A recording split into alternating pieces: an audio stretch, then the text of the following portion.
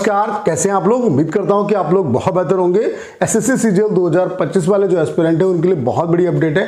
Update आपके लिए यह है कि एसएससी का जो एग्जाम कंडक्टिंग एजेंसी के रिगार्डिंग जो वेंडर है वो चेंज हो चुका है। अब टीसीएस एग्जाम आपका नहीं कराएगी और बाकायदा इसके लिए एसएससी ने अपना ऑफिशियल जो वेबसाइट है उस पर नोटिस भी पब्लिश कर दिया है कि एसएससी का जो कैलेंडर है वो रिवाइज होगा। और मैंने इसके बारे में आपको पहले बताया था कि अगर आपका टेंडर चेंज होता है, अगर दूसरी एजेंसी आती है तो कैलेंडर जो है वो रिवाइज्ड होगा।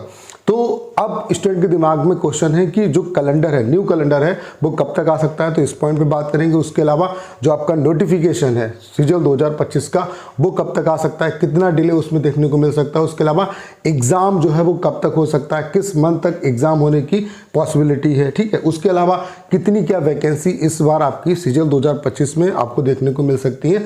तो इन सब पॉइंट पे इस सिंगल वीडियो में हम लोग बात करने वाले हैं। ये वीडियो आप सभी के लिए बहुत ज़्यादा हेल्पफुल होने वाला है। तो आप लोग देख सकते हैं एसएससी ने ये नोटिस डाल दिया है अपनी वेबसाइट पे। इसे आप सभी ने देख लिया होगा।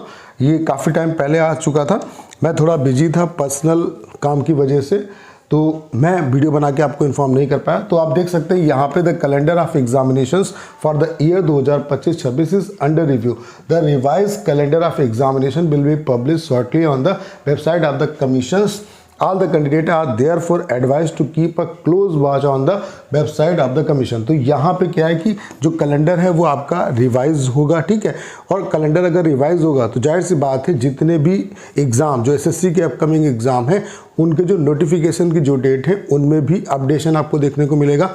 उसके अलावा जो एग्ज़ाम मतलब मंथ दिया हुआ है उसमें भी चेंजेस आपको देखने को मिलेंगे। और मैंने पहले बताया था कि अगर कैलेंडर रिवाइज होगा तो फिर ऐसा नहीं कि एसएससी सीजीएल 2025 पे ही इसका इम्पैक्ट पड़ेगा। इसका सभी जितने भी अपकमिंग एग्जाम है उन सब पे इसका इम्पैक्ट पड़ेगा, ठीक है। तो यहाँ से ये 100% कन्फर्म हो चुका है कि एग्ज़ाम कंडक्टिंग जो एजेंसी है वो अब टीसीएस नहीं होगी। और उम्मीद है कि अब जो एग्ज़ाम कंडक्टिंग एजेंसी है वो एडिक्विटी हो, क्योंकि एडिक्विटी का जो टेंडर की जो कॉस्ट थी वो सबसे कम थी। तो उम्मीद है कि एडिक्विटी को ही टेंडर मिला होगा। तो ये अगर ऐसा हुआ है तो ये बहुत गलत हुआ है, क्योंकि हम सब लोग इसका अपोज कर रहे थे। एडिक्विटी एक ऐसी कंपनी है जो कई स्टेट में ब्लैक लिस्टेड है। अगर एसएससी ऐसा कर रही है तो बिल्कुल गलत है। उसके अलावा अगर दूसरी एजेंसी आएगी तो क्या आपका जो प्रीवियस ईयर क्वेश्चन इसकी इंपॉर्टेंस नहीं है, तो ऐसा नहीं है। कोई भी कंपनी जो भी आएगी, मान लेते कोई भी कंपनी आए, तो वो जो क्वेश्चन बनाएगी वो प्रीवियस ईयर क्वेश्चन और जो पैटर्न चल रहा है उसको देखते हुए क्वेश्चन को प्रिपेयर करेगी। ऐसा नहीं है कि प्रीवियस ईयर क्वेश्चन की इंपॉर्टेंस नहीं है।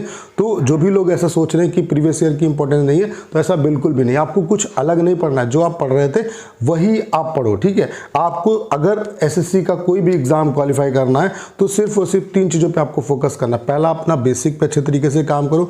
दूसरा, प्रीवियस ईयर क्वेश्चन आपकी टंग पे होना चाहिए। तीसरा, रिलेवेंट मॉक लगाओ। और रिलेवेंट मॉक के लिए जो सबसे बेस्ट प्लेटफॉर्म है वो है आपका टेक्स्ट बुक। और आपने अभी तक अगर टेक्स्ट बुक पे पास प्रो परचेज नहीं किया है तो अभी यहाँ पे कामयाबी एक्सप्रेस सेल चल रही है, जिसमें आपको जो पास प्रो है वो केवल और केवल 615 रुपये का मिल रहा है। इसमें भी अगर आप मेरा एक कोड PRAV12 यूज़ करते हैं तो आपको 12% का इंस्टेंट डिस्काउंट भी मिलेगा। उसके अलावा जो लिंक मैंने डिस्क्रिप्शन और कमेंट बॉक्स में पिन किया हुआ है उस लिंक के थ्रू अगर आप परचेज करते हैं तो जो एक्स्ट्रा चार्जेस हैं वो भी डिडक्ट नहीं होंगे।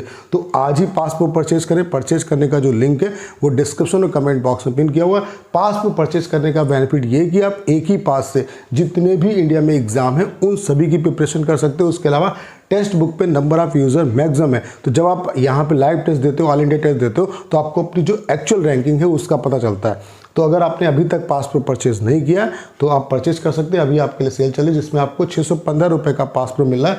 इसमें भी अगर आप PRAV12 ये कोड यूज़ करेंगे तो आपको मैक्सिमम डिस्काउंट मिलेगा। परचेज करने का जो लिंक है वो डिस्क्रिप्शन और कमेंट बॉक्स में पिन किया हुआ है। तो कैलेंडर कब तक आ सकता है, ठीक है। उसके अलावा मैंने ये भी बताया था कि इस बार जो कई डिपार्टमेंट हैं वो नए ऐड हो रहे हैं एसएससी में, जैसे कि ESIC की रिक्रूटमेंट है वो भी अब एसएससी के थ्रू होगी। उसके अलावा EPFO की जो रिक्रूटमेंट है वो भी एसएससी के थ्रू होगी। तो आप देख सकते हैं इसके रिगार्डिंग अब बाकायदा न्यूज़पेपर में भी आ चुका है। तो यहाँ पे आप देख सकते हैं एसएससी सीजीएल 2025 केंद्रीय विभागों ने भेजी अब तक 7000 वैकेंसी। जैसा कि मैंने आपको बताया भी था 10,000 से अधिक पदों के लिए हो सकती है भर्तियाँ।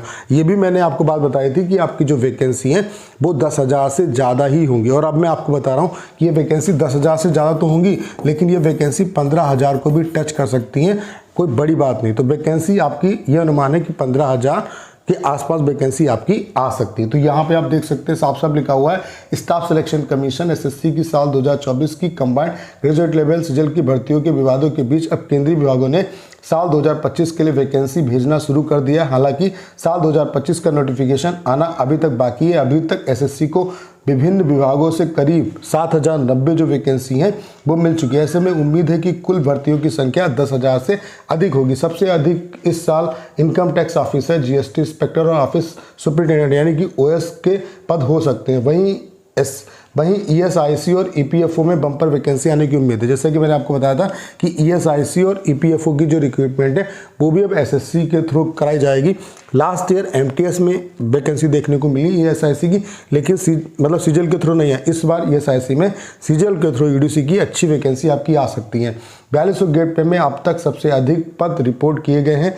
ओएस की ग्रेड पे इसी स्लैब में शामिल है। एसएससी साल 2025 में कई बदलाव भी करने जा रही है। इसी वजह से एग्जाम करवाने के लिए टेक्निकल एजेंसी के लिए टेंडर भी जारी किए गए हैं। टेंडर प्रक्रिया भी जल्द पूरी होगी।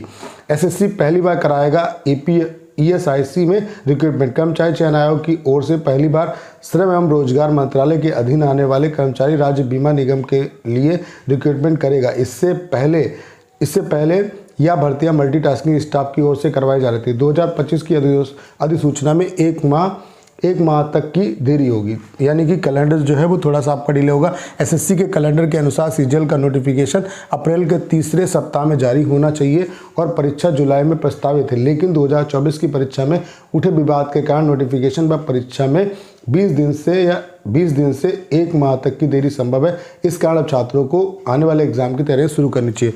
तो यहाँ पे आप देख सकते हैं बाकायदा जो न्यूज़पेपर है उसमें भी चीज़ें आने लगी हैं। और न्यूज़पेपर में जब भी कोई भी चीज़ें आती हैं तो मतलब वो पहले इनपुट लेते हैं कि ये चीज़ें मतलब जो भी खबर आती है वो पहले ऑथेंटिकेट की जाती है। तो आप देख सकते हैं जो चीज़ें मैंने आपको बताई वो कहीं ना कहीं सही दिख रही हैं और ये चीज़ें अब रिटर्न में भी आने लगी हैं। तो वैकेंसी आप ये मान के चलिए कि वैकेंसी 15,000 को आपकी टच कर सकती है। बाकी ये अच्छी खबर है कि ईएसआईसी, ईपीएफओ इसकी भी रिक्रूटमेंट अब एसएससी के थ्रू कराई जाएगी। मैं पहले आपको बता देता हूँ कि income tax department, ESIC, EPFO, PSA यहाँ पे अच्छी वैकेंसी, जीएसटी डिपार्टमेंट यहाँ पे अच्छी वैकेंसी आपको देखने को मिलेगी। बाकी अगर हम कैलेंडर की बात करें तो कैलेंडर आप ये मान के चलो कि कैलेंडर आपका यहाँ पे भी दिया हुआ है कि 20 दिन तक कैलेंडर आपका डिले हो सकता है।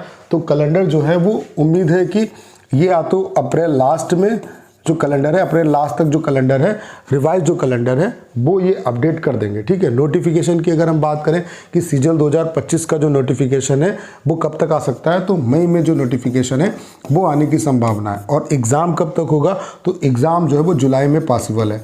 अब ये डिपेंड करेगा नोटिफिकेशन पे भी। अगर ये कैलेंडर डिले करते हैं तो कैलेंडर डिले होने से नोटिफिकेशन भी डिले होगा और नोटिफिकेशन डिले होने से आपका जो एग्ज़ाम मतलब है जिस डेट में होगा वो भी आपका डिले होगा। तो सारी चीज़ें जो हैं वो रिवाइज कैलेंडर पे डिपेंड करेंगी। रिवाइज चूँकि क्या है कि अब जब नई एजेंसी को टेंडर मिला है तो चीज़ें उनके शेड्यूल के हिसाब से होंगी, वो अभी उन्हें पूरा टाइम लगेगा।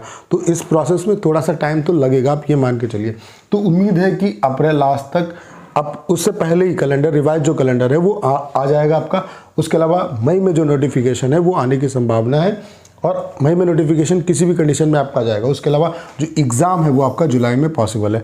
तो उम्मीद करता हूँ कि आपके जितने भी क्वेश्चन हैं उस सब का आंसर इस सिंगल वीडियो में आपको मिल पाया होगा। बाकी अभी तक आपने अगर पास प्रो परचेज नहीं किया टेक्स्ट बुक का तो आप परचेज कर सकते हैं। अभी यहाँ पे कामयाबी एक्सप्रेस सेल चल रही है जिसमें आपको पासबुक केवल और केवल 615 रुपये का मिल रहा है। इसमें भी अगर आप मेरा कोड PRAB12 यूज़ करेंगे तो आपको 12% का इंस्टेंट डिस्काउंट मिलेगा। आपको जो लिंक मैंने डिस्क्रिप्शन और कमेंट बॉक्स में पिन किया हुआ वहीं से आप परचेज करें। इससे क्या है कि एक्स्ट्रा जो चार्जेस है वो भी आपके डिडक्ट नहीं होंगे। तो करना क्या है, इस वीडियो को शेयर करना है। उसके अलावा अगर आप चैनल पर नए हैं और आपने अभी तक इसे सब्सक्राइब नहीं किया है तो प्लीज़ चैनल को सब्सक्राइब करना मत भूलिएगा।